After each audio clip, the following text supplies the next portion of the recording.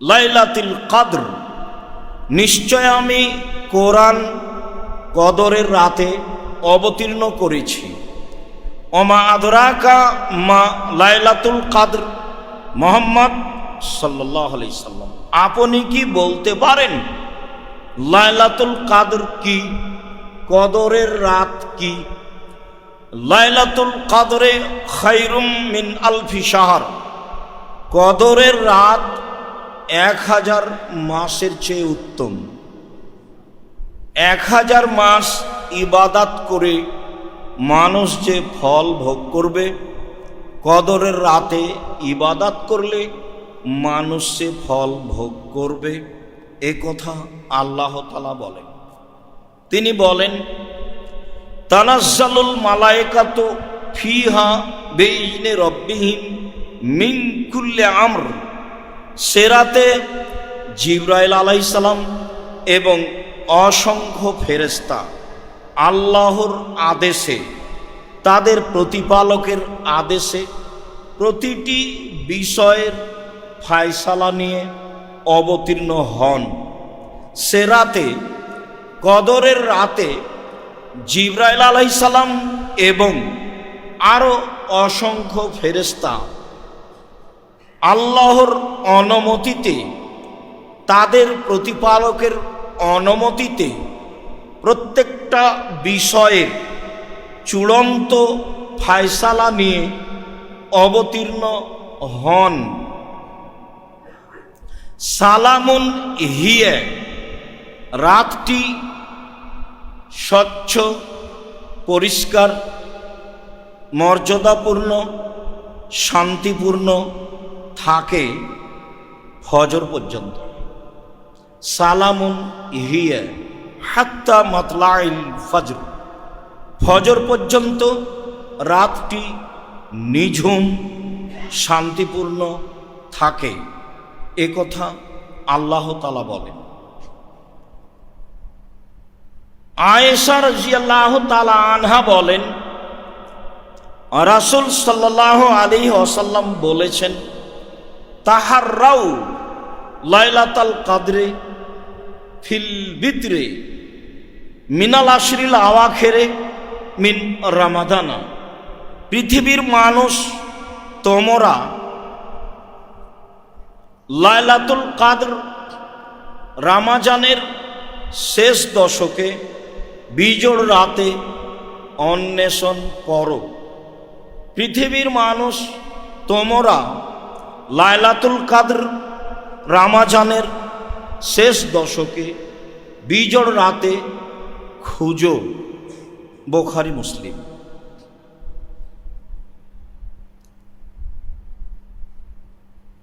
আয়েশা রাদিয়াল্লাহু তাআলা আনহা বলেন, কানান নবী সাল্লাল্লাহু আলাইহি সাল্লাম ইজা দাখালাল আশরু সাদ্দা মিজারাহু, আল্লাহর নবী যখন রমজানের শেষ দশক আসত তখন তিনি শক্ত করে কোমর বেঁধে নিতেন।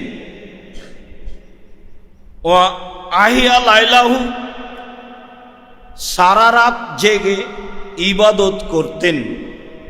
ও আইকাজা আহলাহু, আর ইবাদতের জন্য পরিবারকে রাতে জাগাতেন। বুখারী মুসলিম। আয়েশা রাদিয়াল্লাহু তাআলা আনহা বলেন, যখন রমজানের শেষ দশক আসত তখন মুহাম্মদ সাল্লাল্লাহু আলাইহি সাল্লাম ইবাদতের জন্য শক্ত করে কোমর বেঁধে নিতেন।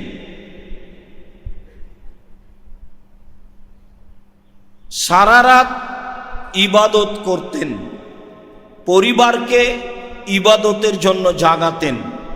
বুখারী মুসলিম। অর্থ, কোমর বেঁধে নিতেন বা লুঙ্গি গুটিয়ে নিতেন।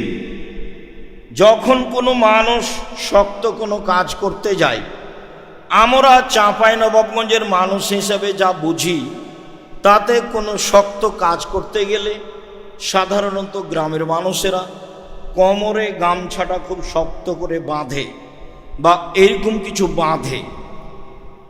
শেষের দশক আসলে তিনি শক্ত করে কোমর বেঁধে নিতেন, লুঙ্গি গুটিয়ে নিতেন। এর অর্থ কি? এর অর্থ পরের দুটি বাক্য, সারা রাত এবাদতের জন্য প্রস্তুতি নিতেন। তিনি সারা রাত এবাদত করতেন এবং পরিবারকে ইবাদতের জন্য জাগাতেন। বুখারী মুসলিম। আয়েশা রাদিয়াল্লাহু তাআলা আনহা বলেন, কুলতু,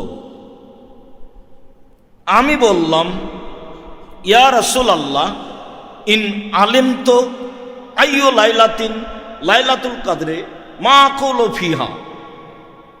আয়েশা রাদিয়াল্লাহু তাআলা আনহা বলেন, আমি বললাম, হে আল্লাহর রাসূল, আমি যদি বুঝতে পারি লাইলাতুল কদর কোনটি, আমি যদি লাইলাতুল কদর জানতে পারি, তাহলে আমি সেখানে কি বলবো? মাকুলু ফিহা, সেখানে আমি কি বলবো? তখন রাসূল সাল্লাল্লাহু আলাইহি সাল্লাম বললেন, কুলি, তুমি বলো, আল্লাহুম্মা ইন্নাকা আফুবুন তুহিব্বুল আফওয়া, হে আল্লাহ, তুমি ক্ষমাশীল, ক্ষমাকে ভালোবাসো, আমাকে ক্ষমা কর। তুমি বলবা, আল্লাহুম্মা ইন্নাকা আফুবুন তুহিব্বুল আফওয়া ফাফু আন্নি, হে আল্লাহ, তুমি ক্ষমাশীল, ক্ষমাকে ভালোবাসো, আমাকে ক্ষমা করো। এইটা বলবা। এই কথা, এই দোয়া রাসূল সাল্লাল্লাহু আলাইহি সাল্লাম আয়েশা রাদিয়াল্লাহু তাআলা আনহাকে শিখিয়ে দিলেন। অবগত হচ্ছিলাম লাইলাতুল কদরের করণীয় এবং লাইলাতুল কদরের প্রস্তুতি। আবু হুরায়রা রাদিয়াল্লাহু তাআলা আনহু বলেন, রাসূল সাল্লাল্লাহু আলাইহি ওয়াসাল্লাম বলেছেন, মান কামা লাইলাতুল কদরে ঈমানান ওয়া ইহতিসাবান গফিরা লাহু মা তাকাদ্দামা মিন জামবিহি। যে ব্যক্তি লাইলাতুল কদরে সারা রাতভর ইবাদত করল, তার অতীতের সব পাপ ক্ষমা করা হলো। ঈমান সহকারে নেকির আশায় সে যদি লাইলাতুল কদর জেগে ইবাদত করে, তাহলে তার অতীতের পাপ ক্ষমা করা হবে বলে রাসূল সাল্লাল্লাহু আলাইহি সাল্লাম ঘোষণা দিয়েছেন। হাদিস বুখারী মুসলিম। আবু হুরায়রা রাদিয়াল্লাহু তাআলা আনহু বলেন, রাসূল সাল্লাল্লাহু আলাইহি ওয়াসাল্লাম বলেছেন, এদা জাআকুম রমাজানু, যখন তোমাদের কাছে রমাজান চলে আসে, শাহরুন মুবারাকুন, তা হচ্ছে মঙ্গলময় মাস, তা হচ্ছে বরকতময় মাস, ফিহে লাইলাতুন খায়রুম মিন আলফি শাহর, তাতে একটি রাত রয়েছে যা হাজার মাসের চেয়ে উত্তম। রমজান মাস তোমাদের কাছে এসেছে, আসে। রমজান মাস মঙ্গলময় বরকতময় মাস, তাতে একটি রাত রয়েছে যা হাজার মাসের চেয়ে উত্তম। মান হরেমাল খাইরাকুল্লাহু, যাকে সে রাত হতে বঞ্চিত রাখা হলো, তাকে সব কল্যাণ থেকে বঞ্চিত রাখা হলো। ওয়াফি রিওয়ায়াতিন ফিহা লাইলাতুন, তাতে একটি রাত রয়েছে। ফামান হরেমা খাইরাহা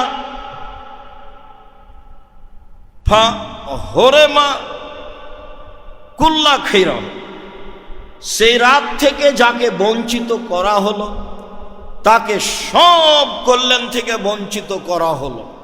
লা ইউহরামু খায়রাহা ইল্লা কুল্লু মাহরুমিন, প্রত্যেক কল্যাণ হতে বঞ্চিত মানুষকেই সেই দিন বঞ্চিত রাখা হয়। প্রত্যেক দয়া রহমত হতে বঞ্চিত মানুষকেই সেই দিন বঞ্চিত রাখা হয়। প্রত্যেক দয়া কল্যাণ হতে বঞ্চিত মানুষকেই সে রাতে বঞ্চিত করা হয়। এ কথা মুহাম্মদ সাল্লাল্লাহু আলাইহি সাল্লাম বলেন। হাদিস সহিহ, তিরমিজি, আবু দাউদ।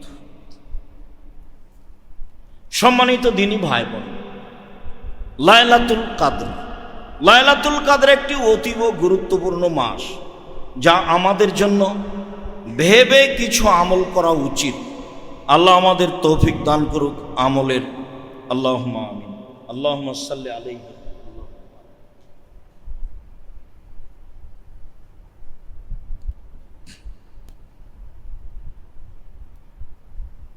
লাইলাতুল কদর।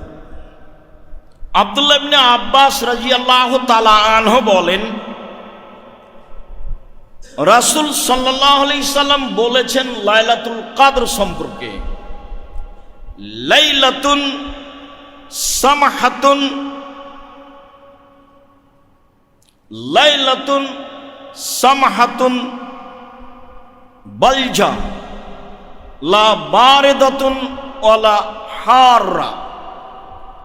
লাইলাতুল কদর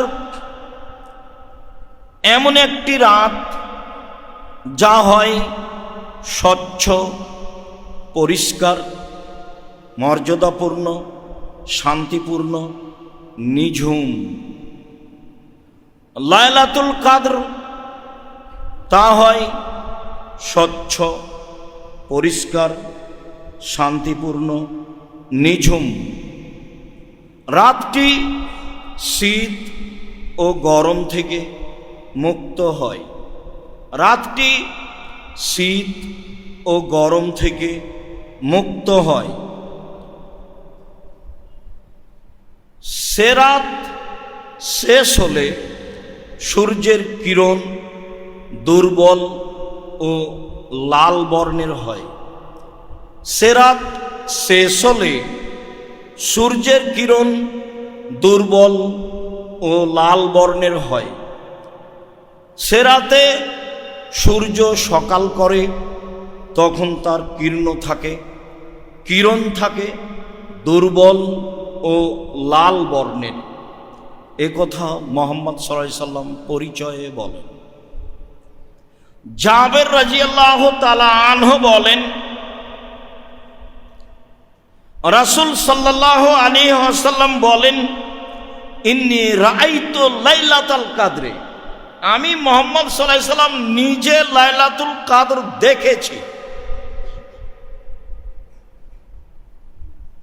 ওয়া ইন্নী উনসিতুহা, তবে আমাকে ভুলিয়ে দেওয়া হয়েছে সে রাত কোন রাত।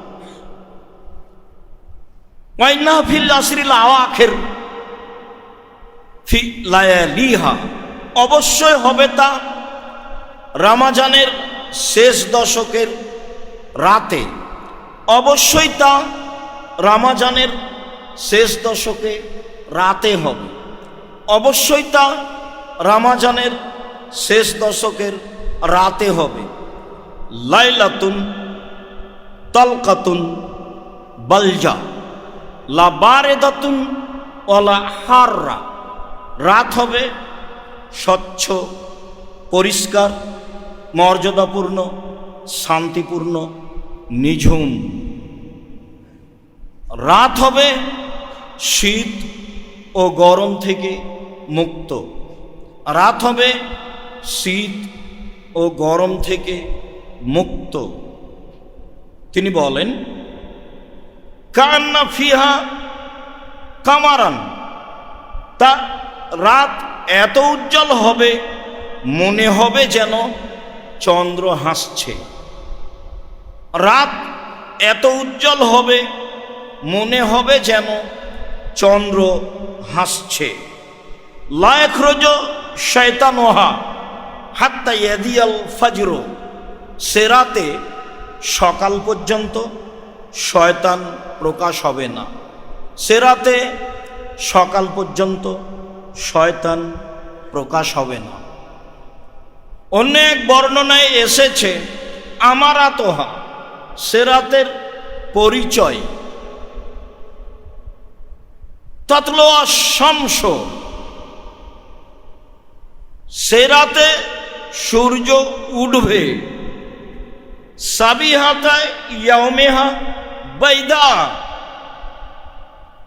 সে রাত হবে খুব পরিষ্কার ঝকঝকে। আর লা শোয়া, সে রাতের সূর্যের কিরণ তেমন ক্ষমতাধর হবে না। সূর্যের কিরণ দুর্বল ও লাল বর্ণের হবে।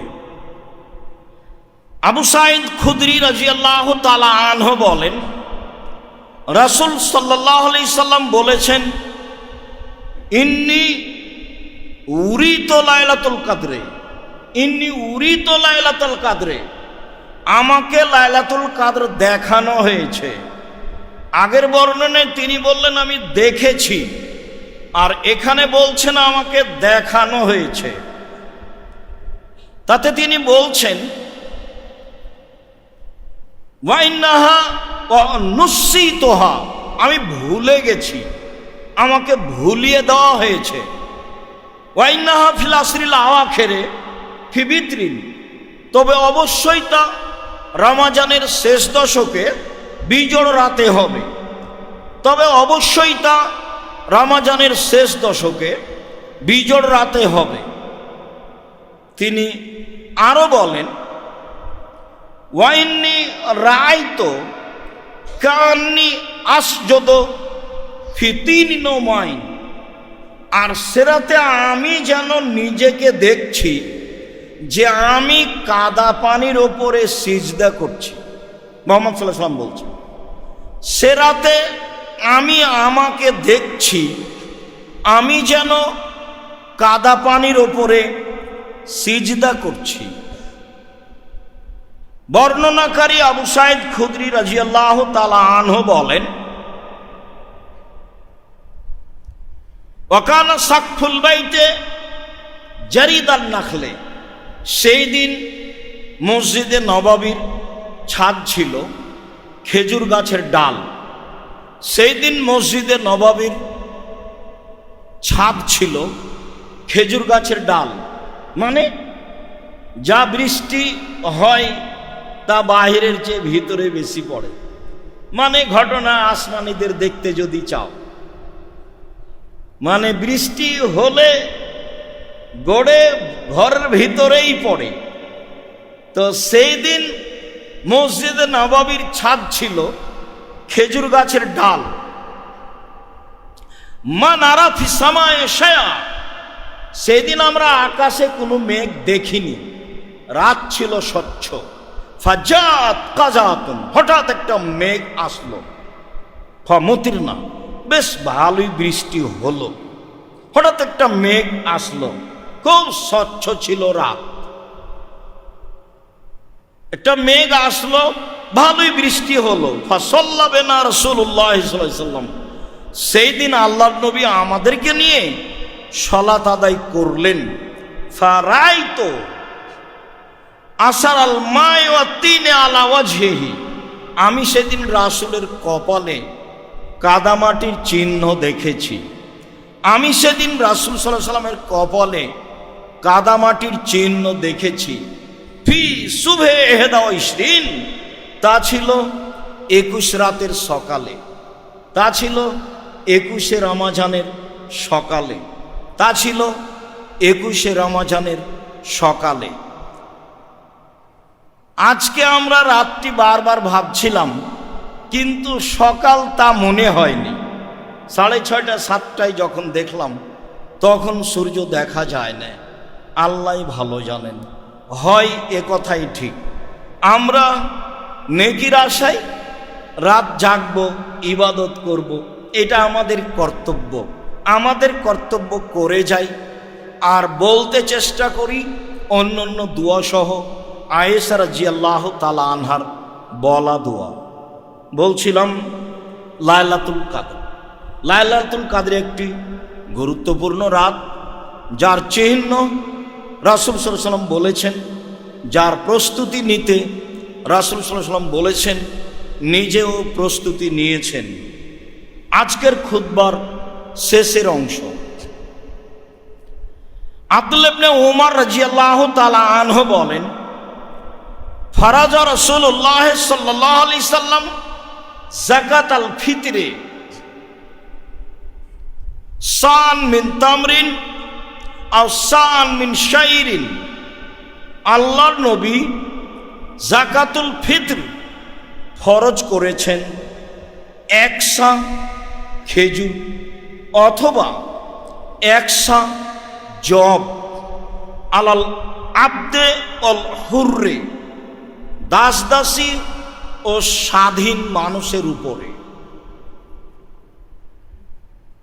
অযাকারে ওয়াল উনসা, মহিলা ও পুরুষের উপরে, অসাগিরে ওয়াল কাবিরে, ছোট ও বড়র উপরে, মিনাল মুসলিমিনা, সকল মুসলমানের পক্ষ হতে। বুখারী মুসলিম। অন্য এক বর্ণনায় এসেছে আলা কুল্লি নাফসিন মিনাল মুসলিমিনা, প্রত্যেক মুসলমানের আত্মার উপরে। এই জন্যই বিদ্বানগণ বলেছেন ঈদুল ফিতরের রাতে কোনো ছেলে মেয়ে জন্ম নিলেও তার ফিতরা দিতে হবে। যদিও ফিতরার লক্ষ্য উদ্দেশ্য তাকে ভুল ত্রুটি থেকে মুক্তি করা, কিন্তু বিবরণে বোঝা যায় একাধিক সহিহ হাদিসের মাধ্যমে মুসলিম গ্রন্থে এসেছে প্রত্যেক আত্মাকেই যাকাতুল ফিতর দিতে হবে। মহিলা পুরুষ, ধনী গরিব, দাস দাসী, স্বাধীন পুরুষ নারী, মানুষ ফকির ভিক্ষুক, ফকির মিসকিন, ধনী গরিব, পুরুষ নারী, সবাকেই যাকাতুল ফিতরা দিতে হবে, দিতে বাধ্য। তিনি বলেন, ও আমারা বেহা আন্তুয়াদ্দা কাবলা খরুজিন নাস ইলা সালাহ, ঈদের মাঠে যাওয়ার পূর্বে তা বের করতে হবে। ঈদের মাঠে যাওয়ার পূর্বে তা বের করতে হবে। 15 দিন আগে বের করার কোনো প্রশ্নই আসে না। 27 রমজানে, 25 রমজানে ফিতরা বের করার কোনো প্রশ্নই আসে না। অবশ্যই সুন্নাত, যা আগে থেকে করে আসছিলেন ঈদের দিন সকালে। নিতান্তই সাহাবী থেকে প্রমাণিত হয় যে একদিন বা 2 দিন আগে 29 বা 30 রমজান করা যায়। এটাই সুন্নাত যে ঈদের মাঠে যাওয়ার পূর্বেই তা বের করতে হবে। আব্দুল্লাহ ইবনে আব্বাস রাদিয়াল্লাহু তাআলা আনহু বলেন, রাসূল সাল্লাল্লাহু আলাইহি সাল্লাম ফারাজা যাকাতাল ফিতরে, যাকাতুল ফিতর ফরজ করেছেন। যাকাতুল ফিতর তিনি ফরজ করেছেন সকল মুসলিম নারী পুরুষের উপরে। তো মাতাল্লি অতহরাতান লিসায় মিনাল লাগবে ওয়া রাফাসে অত মাতাল্লিল মাসাকিন, অবশ্যই তা মুসলিম পুরুষ নারীকে তার অহেতুক কথা ও মন্দ কাজকর্ম থেকে পবিত্র করার লক্ষ্যে। সেম থেকেছে, অপছন্দ কথা ও কর্ম বলে ফেলেছে, তাকে পবিত্র করার জন্যই ফিতরা ফরজ করা হয়েছে। অত মাতাল্লিল মাসাকিন, আর অবশ্যই তা ফকির মিসকিনের খাদ্য হিসাবে ফরজ করা হয়েছে। মর্মে সবাই বলতে চেয়েছে, প্রায় অধিকাংশই বলতে চেয়েছে যে ফিতরা শুধু ফকির মিসকিনকে দিতে হবে। ভারত, বাংলাদেশ, পাকিস্তানের আলেম ওলামা মনে করেন যে ফিতরা যাকাতের মতোই ফকির মিসকিন, বেসরকারি কওমি মাদ্রাসা, ফি সাবিলিল্লাহ হিসাবে দিতে হবে। তবে হাদিসে ফকির মিসকিনের কথাই উল্লেখ রয়েছে, আর সেটাই উত্তম হবে। জরুরি কথা, আবু সাঈদ খুদরি রাদিয়াল্লাহু তাআলা আনহু বলেন, কুন্না নুতি যাকাতাল ফিতরে সান মিন তামিন ফি জামানিন নবী সাল্লাল্লাহু আলাইহি সাল্লাম। রাসূলের যুগে আমরা একসা খাদ্য ফেতরা দিতাম। আও সান মিন তামরিন, রাসূলের যুগে আমরা একসা খেজুর ফেতরা দিতাম। আও সান মিন শাইরিন, রাসূলের যুগে আমরা একসা জব ফেতরা দিতাম। ও সান মিন জাবিবিন, একসা শুখা আঙ্গুর কিশমিশ ফেতরা দিতাম। ও সান মিন আকেতিন, রাসূলের যুগে আমরা একসা পনির ফেতরা দিতাম। হাদিস সহিহ। লম্বা বিবরণে বোঝা যায় মানুষ যা খাদ্য খায় সেটাই ফেতরা দিবে, এটাই উত্তম হবে। চলন্ত যেটা ভালো সেটাই ভালো হবে। এরপরে তিনি বলছেন ফাম্মা আনা ফালা আজালো কুনতু উখরিজুহু কামা কুনতু উখরিজুহু ফি জামানিন নবী সাল্লাল্লাহু আলাইহি সাল্লাম, আমি সর্বদা একসা বের করব রাসূলের যুগে যা করেছি। আবার বলছেন লা আখরুজু আবাদান ইল্লা সাম, আমি একসা ছাড়া ফেতরা বের করব না। আমি সর্বদা রাসূলের যুগে যেভাবে একসা ফেতরা দিতাম সেই একসাই ফেতরা দিব। আমি সর্বদা একসাই ফেতরা দিব। কাল রাজুলুন মিনাল কওমি, জনগণের মধ্য হতে একজন দাঁড়িয়ে বলল আমুদ্দাইনে মিন কামহিন, কেন অর্ধসা গম দিলে হবে না? সোয়া কেজি গম দিলে হবে না কেন? অর্ধসা 2 মুদ অর্ধসা গম দিলে হবে না? কাল আল্লাহ, তিনি বললেন না, হবে না। তিলকা ফেল মুআবিয়া, তা হচ্ছে মুআবিয়ার কর্ম। তিলকা কিমত মুআবিয়া, তা হচ্ছে মুআবিয়ার মূল্য নির্ধারণ। লাক বালোহা, আমি কখনো তা গ্রহণ করব না। ওলা ফালোহা, আমি কখনো সেই কাজ করব না।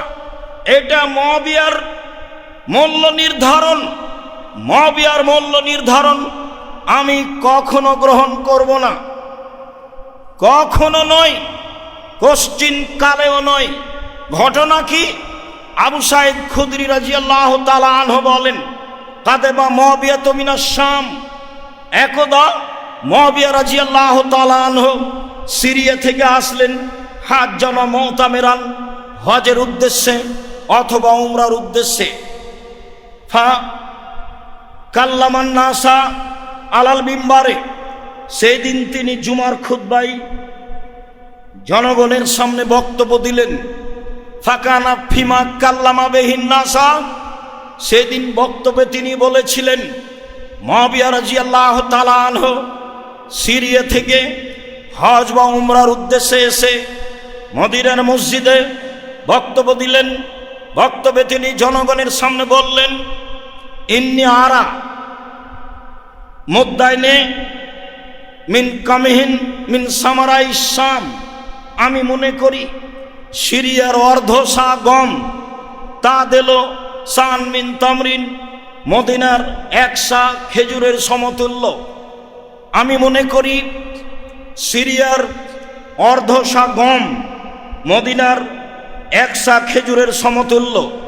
আমি মনে করি সিরিয়ার গম মদিনার একসা খেজুরের সমতুল্য।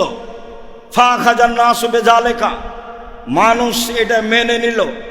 ঠিক আছে, তাহলে আমরা গম দিলে অর্ধসা দিব। তাই কিছু মানুষ সেই যুগ থেকে আমল করতে লাগলো।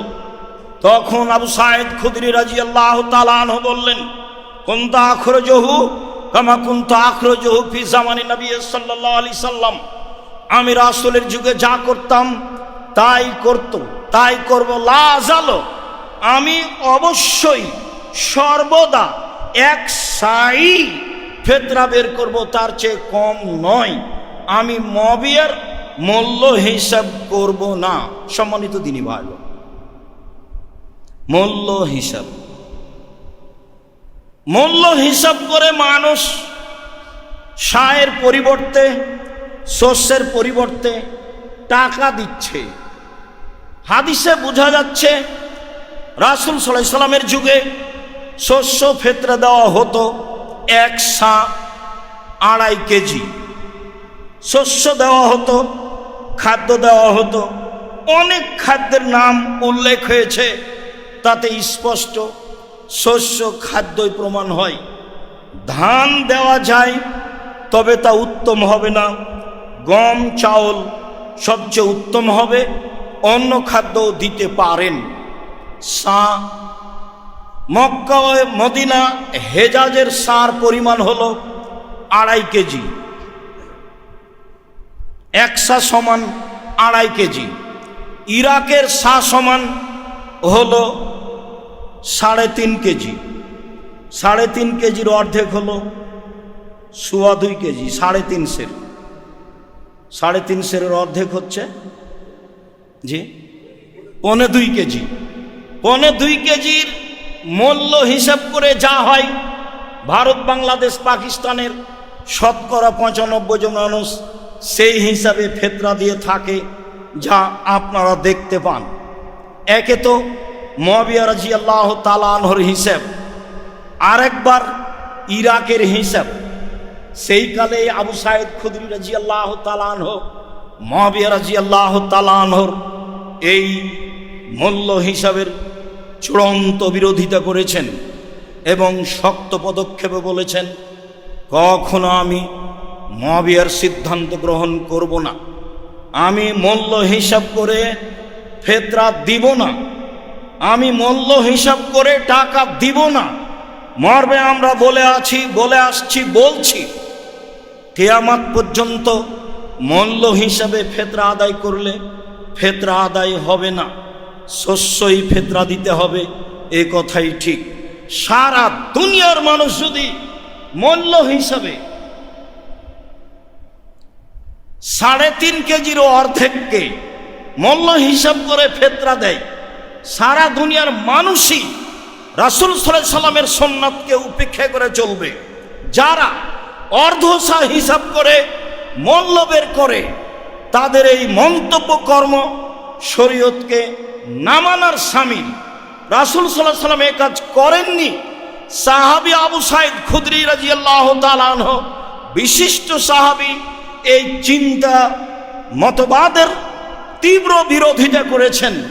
সেখানে আমরা ইরাকের সা ধরি কি করে? সেখানে আমরা অর্ধসা হিসাব করে মূল্য ধরি কি করে? আপনাদের জন্য ভালো হবে কখনো মূল্য হিসাব না করা। রাসূলের সুন্নাতের প্রতি আমল করো তো। ঈদের মাঠে যাওয়ার পূর্বেই ফেতরা বের করবেন 2.5 কেজি। 1 সা সমান 2.5 কেজি মাথা পিছু। কারো হিসাবে 100 সমান 202 কেজি 400 গ্রাম হতেও পারে। কারো হিসাবে 1 সা সমান 2 কেজি 600 গ্রাম হতেও পারে। কেউ যদি সরাসরি এখন মক্কা মদিনা থেকে সা নিয়ে এসে মেপে দেয়, সেইটা যে শরীয়তের বিরোধী হবে তা আমরা মনে করি না। কেননা সেটা একটা পাত্রের কথা উল্লেখ রয়েছে, সেই পাত্রে চাউল কিছু কম বেশ হতেই পারে। আর যারা বলছে সেই কালের একটি পাত্র সা আমরা পেয়েছি, এইটা কতদূর সত্য সেইটা আমি নিশ্চিত আপনাকে বলতে পারি। তবে আপনি যদি মনে করেন এখন মক্কা মদিনায় সবাই যাচ্ছে আসছে, একটা সা কিনে নিয়ে আসে, বা যারা কিনে নিয়ে এসে সেইখানে আপনি 1 সা চাউল দেন, সমস্যা নেই। 1 সা গম দেন, তাতে সমস্যা নেই। যদি আমরা মূল্য হিসাব করি খেজুরের, তাহলে এইবার যারা মূল্য হিসেবে ফেতরা দিচ্ছেন তাদের একটু বলে রাখি, একটু কথাটা উল্টিয়ে ধরেন না। সেই কালে মদিনায় গমের দাম ছিল বেশি, খেজুরের দাম ছিল কম। আজকে তো মাশাআল্লাহ খেজুরের দাম অনেক বেশি, 1.5 কেজি দামি খেজুরের মূল্য যা, সেই মূল্য দিয়ে যত গম আসে কিনে দেন না, ভালো হয়। বিপদে পড়িয়েন না। শরীয়ত থেকে একটু এদিক ওদিকে সরে গেলে মিথ্যা কথা দিয়ে ঢাকতে হবে, মন্তব্য দিয়ে ঢাকতে হবে, জাতির কাছে দাঁড়ানো যাবে না। সারা দুনিয়ার দিনী মুসলিম ভাই বোনকে বলি, যেহেতু রাসূল সাল্লাল্লাহু আলাইহি সাল্লামের সিদ্ধান্ত এটাই, এক শস্য হতে হবে, অতএব মানুষের মতামত ত্যাগ করে আল্লাহকে সন্তুষ্ট করার আশায় রাসূলের সুন্নাতকে শক্তভাবে ধরার লক্ষ্যে 1 সা সমান 2.5 কেজি শস্য, চাউল বা গম ফেতরা হিসেবে দেওয়ার জন্য আমি আব্দুর রাজ্জাক বিন ইউসুফ দেশের দিনী মুসলিম ভাই বোনকে, পৃথিবীর বাঙালি দিনী মুসলিম ভাই বোনকে অনুরোধ জানাচ্ছি। বের করার পরে গ্রাম্য সর্দার যারা, তারা বিক্রি করে কিছু করুক, সেটা তার ব্যাপার, কিন্তু আমি অবশ্যই শস্য বের করব, অবশ্যই তা ঈদের মাঠে যাওয়ার পূর্বে বের করব। অবশ্যই যদি মনে করি জরুরি কারণে একটু আগে, তাহলে 1 দিন বা 2 দিন আগে, তা 28শে রমজানে নয়, তা 25শে রমজানে নয়, তা 27শে রমজানে নয়। এটা তো যাকাত, এটা হচ্ছে শরীরের সিয়ামের পবিত্রতার জন্য। তা আপনার এখনো তো 15 দিন সিয়াম বাকি আছে, তা আপনি আগেই ফেতরা দিয়ে দিলেন, তো কি পবিত্র করবেন আপনি? ধর্ম পাগল হয়ে গেল নাকি? ধর্ম পাগল নয়, ধর্ম একজনের কথা দিয়ে চলে, যার নাম মুহাম্মদ সাল্লাল্লাহু আলাইহি সাল্লাম। সম্মানিত দিনী ভাই বোন, ফেতরার বিষয়টি ভালোভাবে দেখার জন্য আমি আন্তরিকভাবে অনুরোধ জানাচ্ছি। আব্দুর রাজ্জাক সাহেব, কেউ যদি ফেতরা না নেয় কি করব? কেউ যদি না নেয় ফেলে দিন। ফেলে দিবেন কেন? গরিব মিসকিন আছে, না হয় জামিয়া সালাফে পাঠিয়ে দিন। একটা পথ বললাম আপনাকে, যে সেই কথা ভান করে রাসূলের সুন্নাতকে উপেক্ষা করা যাবে না, এইটা আপনাকে আমি আন্তরিকভাবে মনে রাখার জন্য অনুরোধ জানাচ্ছি। অবশ্যই ইতিকাফ কোনো জরুরি বিষয় নয়। অবশ্যই মহল্লার একজনকে না একজনকে